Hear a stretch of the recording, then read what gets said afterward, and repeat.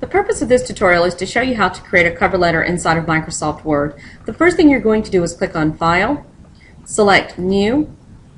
Over to the right beside Office.com Templates, click in the space and type in cover letter, press Enter.